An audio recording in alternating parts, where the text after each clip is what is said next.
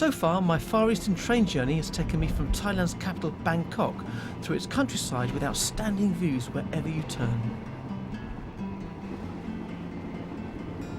The scenery constantly changes. One moment we've got fish farms, banana plantations, the next view is the sea. Already we've travelled some 1,000 miles into the heart of Asia on board the Eastern Oriental Express. Just past through Hua Hin and we're on our way now to Penang, which is probably another 24 hours away. It's a long trip. And now we're finally crossing the border into Malaysia, saying a fond farewell to Thailand.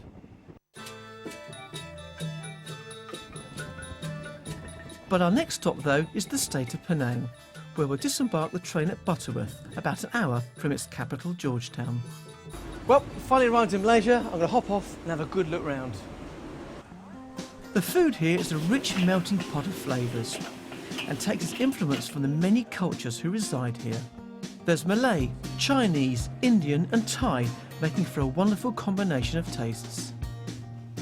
And at the heart of this melting pot of flavours is the old world charm of Georgetown, situated on Penang Island, a short ferry ride away from where the train stops. Well, I've hopped off the train. I'm now on a ferry to Georgetown.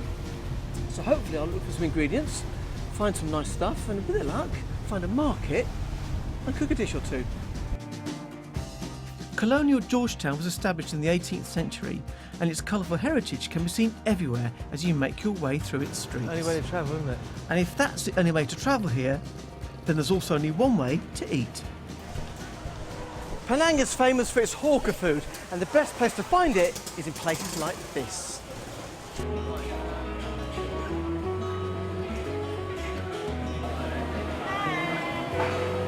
And the food here is also close to someone else's heart, the train's head chef, Yanis Martinu.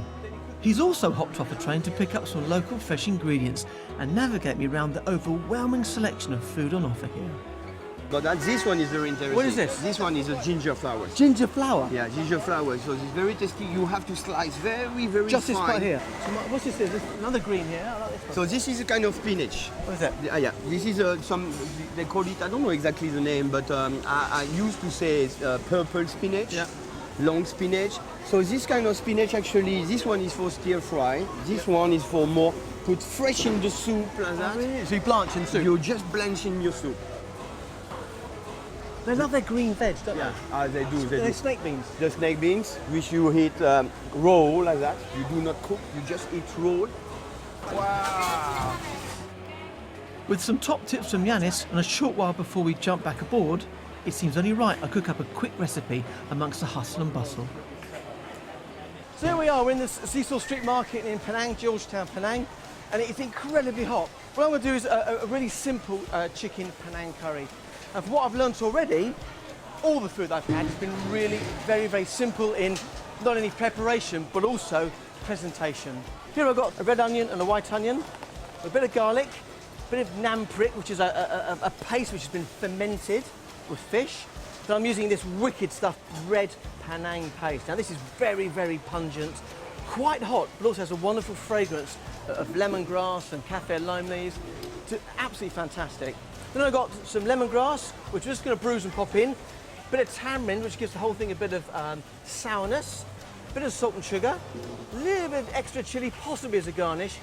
A few cashew nuts. And a bit of coconut milk. And that's it. It's very, very simple. One thing I have learned also is that the curry sauce should be very, very light. So, 1 tablespoon of oil.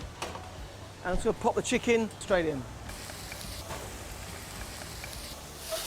I just wanted the whole thing just sealed just gently.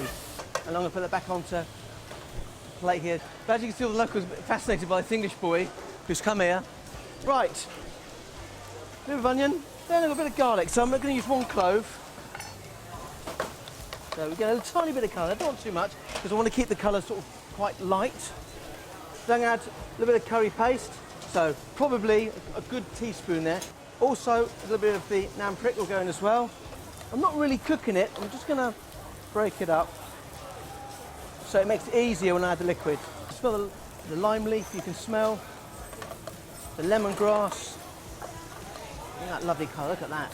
Right, next thing is tamarind. Now this will add a real sourness to the dish because we are going to add a little bit of sugar a bit later on. A bit of lemongrass. So I'm just going to brew slightly. Then I'm going to add coconut milk. That goes in.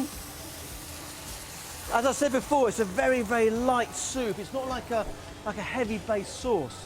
As you can see here, look at that. It's almost like a soup consistency. At this point, I can put the chicken back in. Now, if you're using chicken breast at this point, you've got to be slightly careful because if you overcook it, it's going to go like cotton wool. So thigh meat is slightly better because it gives you just a little bit extra time. Now I'm going to add sugar, a little bit of salt, not go mad, a bit of pepper, taste. That's pretty good actually. More sugar. And that is cooked. As you can see, I've kept all the lemongrass in there, so we might put a little bit of garnish, but what we're not going to do is serve it or eat it. What a great place to be cooking in. A little bit of chilli, a few more cashew nuts. There it is. My chicken Penang curry cooked in a market.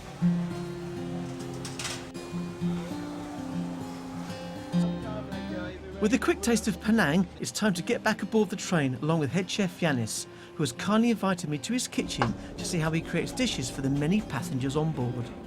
Look at that. Tom yum cappuccino. Looks good, doesn't it? Join me next time as I discover Southeast Asia's rich blend of flavours.